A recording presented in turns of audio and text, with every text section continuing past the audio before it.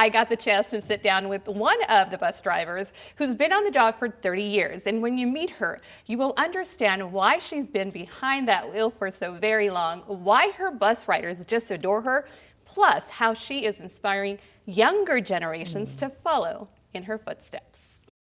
The RTC celebrating 30 years of providing transit service for both Southern Nevadans and tourists alike. 15 bus drivers have been around since day one, including Miss Sarah Golly. Wow, hi, Miss Maria. Hi, Sarah, how are Come you? on in. All right, let's go for a ride. Sarah, 30 years on the job as a bus driver, 30 years on the Las Vegas Strip, the fabulous Las Vegas Strip. Tell me about that experience. Well, it's a lot of change. I see a lot of traffic, a lot of people, a lot of new casino. When I was there in 1992, it wasn't so many. It was really small.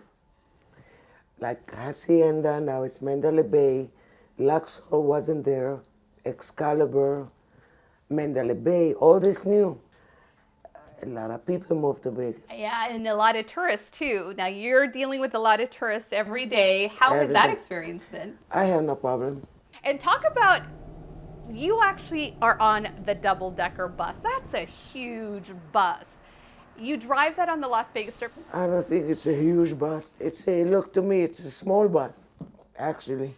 Oh, but it is big. I mean, you've gotten used to driving, and you do it. I was watching you driving that bus, and it's just so effortless for you. You do it so easily. Of course easy, is because I'm used to more on the big buses.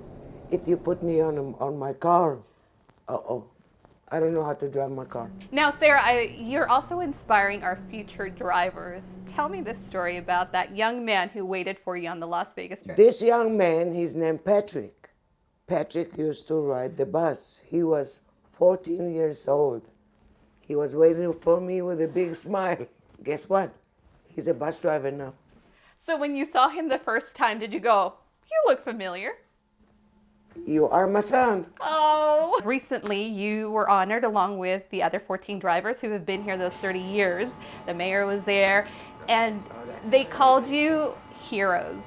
Do you consider yourself a hero? Yes. Yes, I love it because let's talk about that. During the pandemic, you were still working, right? I worked. You were an essential worker.